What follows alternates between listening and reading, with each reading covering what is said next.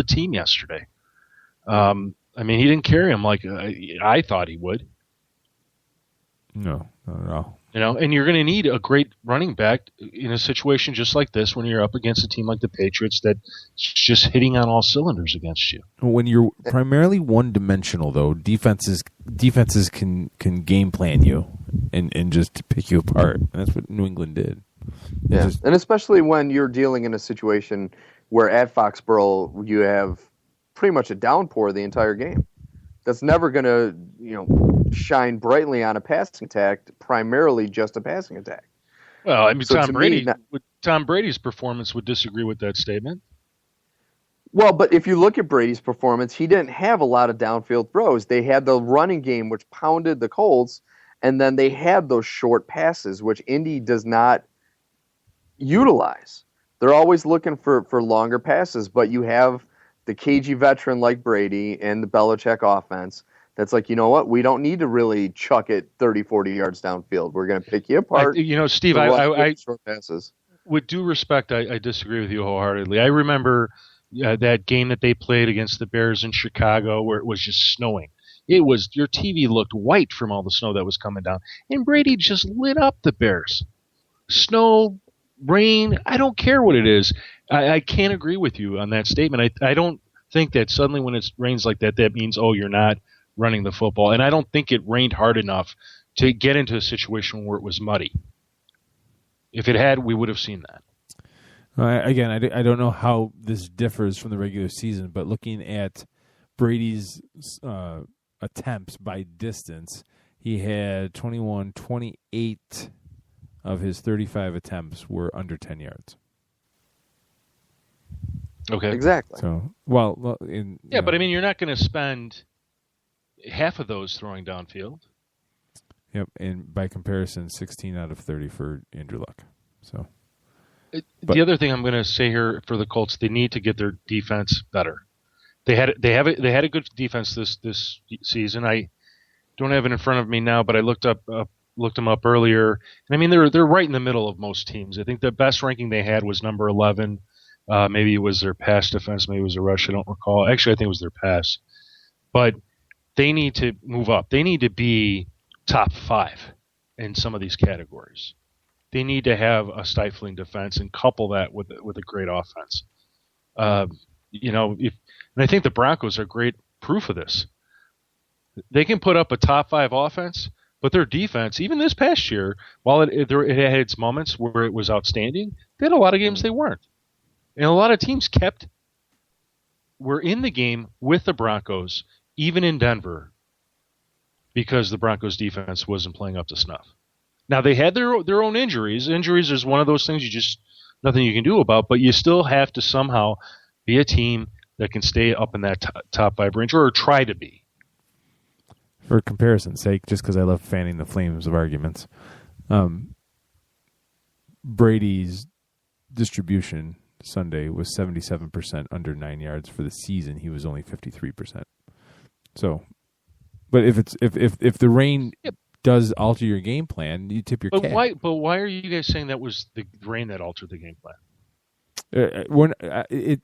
You can't sit here I and think say it's just natural. Definitely. When it's inclement weather, it's going to affect the passing game. If you don't have a running game like Indy didn't. But again, look at some of these games that Brady has played in where it's poured, where it's snowed, and he was throwing the football like nobody's business. Well, they deflated the balls. But you are also talking about. Yeah. You are also talking about, in my opinion, the greatest quarterback to play the game. Haven't you said Peyton Manning's the greatest quarterback? No. I've never said that. And Keith can back me up on this. I've been the one person that's been against saying that Peyton Manning's the best. Because you know what? Statistically, in the regular season, he might be. But Brady is close to him in the regular season, and he is far and away statistically the best in the postseason. Brady's a winner, for whatever reason. He is, yeah. But no, I mean, and then once again, you bring up the Bears thing. I could throw 354 yards against Chicago's defense this past year. No, but this was a few years ago. This wasn't. Well, even a few years ago. Okay. All right. You know what I mean? All I was saying is that was one of the big problems I think Indy had, is where you have a team like New England that knew that you needed to run the game and throw short passes to win. Indy did not have that same game plan. They thought you could, get away with running or playing with Luck pretty much primarily through him, and they were trying down the field way too much to where New England knew exactly how to play in that weather. And it's nothing saying that Brady wasn't throwing far because he couldn't. It's just they knew how they needed to play. And that's, I think, was a huge turning point in that game. Because, 2 5-yard passes is all you need. You don't need to try to make a 15, 20-yard pass. So the Colts, number 19th in scoring, 23.1 points allowed, but number 11th in yards allowed at 342.7. That's total. With their pass defense ranked number 12 and their rush defense ranked number 18. So this is a good defense, but it can be better, much better. Oh, yeah. So that's the two aspects I think that the Colts are going to have to address in free agency and the draft. Yeah, you got to make a decision because Andrew Luck is very quickly climbing the ladder, like I've said in previous broadcasts, as far as who's the best quarterback. I think Aaron Rodgers will be the best quarterback for at least the next couple of years. But Andrew Luck is very quickly getting right there in the discussion. But you can't put it all on his shoulders and expect him to win playoff games for you. This NFL doesn't work like that. And so if Reggie Wayne, how many more years does Reggie Wayne have? I was just going to say that. I mean, that was what was kind of sad. You have a player of his caliber only thrown at twice, 0 catches. He's had a really good season, but that was kind of sad to watch. I've always had the most respect for him. Well, Andrew Luck had the problem with all his receivers. I don't think anybody caught more than 5 balls. So, I mean, whether it was T.Y. Hilton, Hakeem Nicks, who I actually thought would have the big game here, and he almost did. There were a couple of balls thrown his way that if he was able to corral him, he would have had some good gains, possibly even a score. Dante Moncrief, non-factor. Kobe Fleener and Dwayne Allen weren't very big factors in the game either. And that was really surprising. Really surprising. So, I don't know. Something just wasn't right with it wasn't something.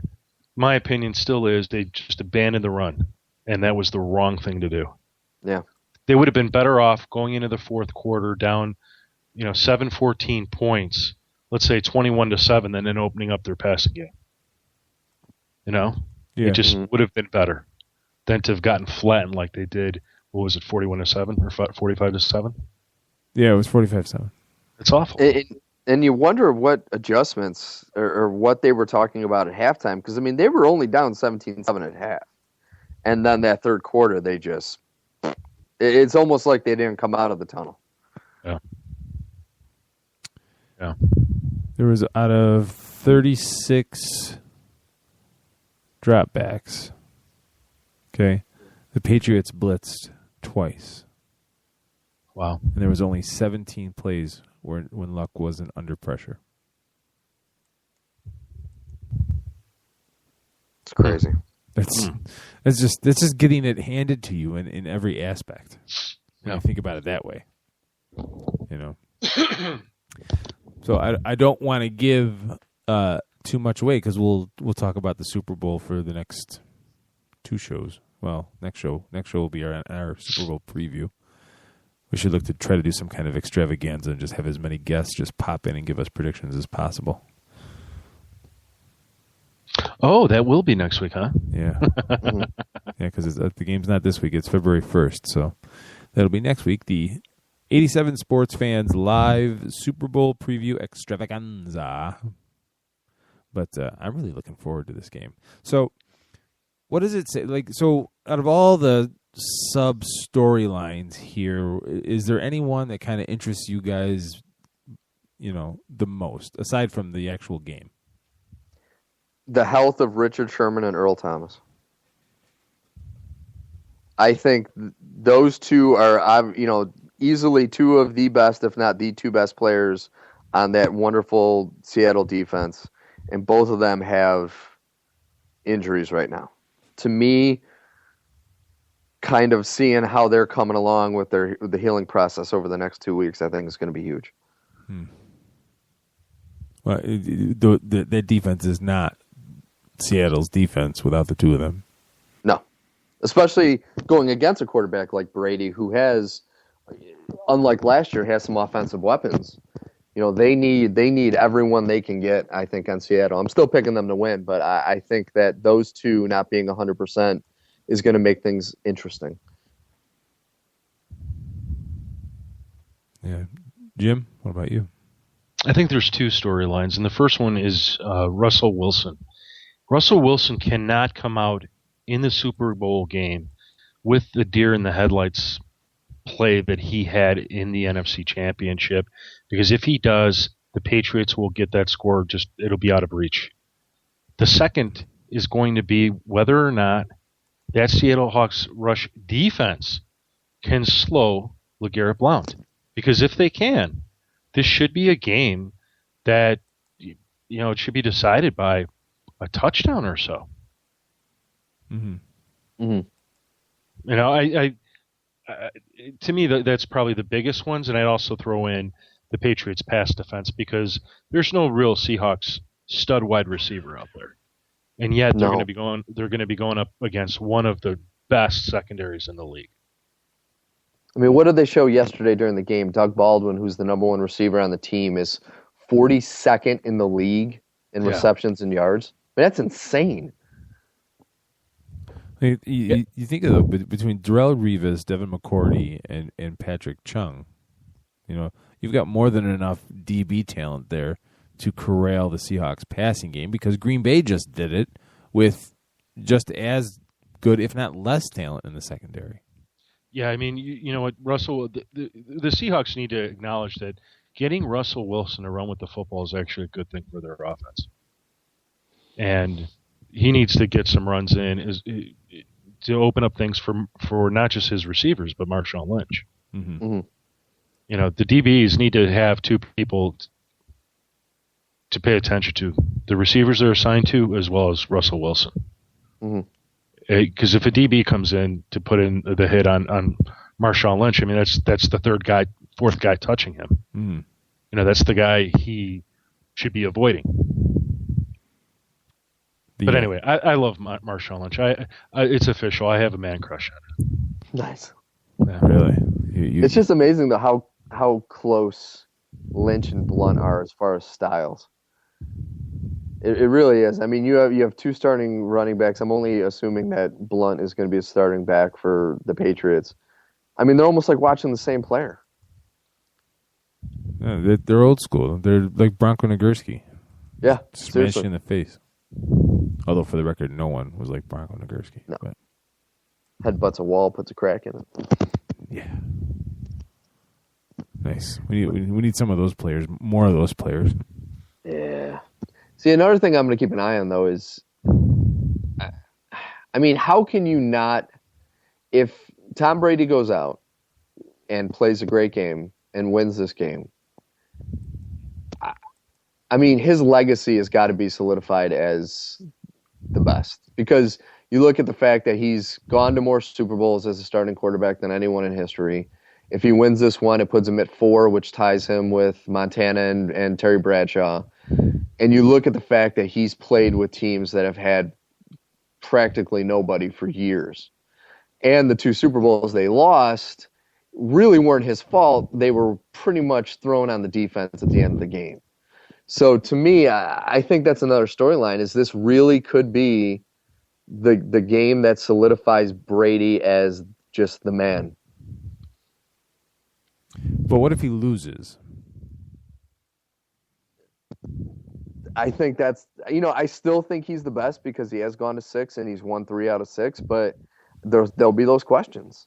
Did he just win those early ones because he was in his youth and, his game decreased over the years? There's going to be all kinds of questions. They're not going to be able to deflate the footballs this week. Yeah, don't even bring that up. That's a bunch of crap. No, I totally agree. That's why I brought it up. It was funny. Yeah. Funny to me, anyway.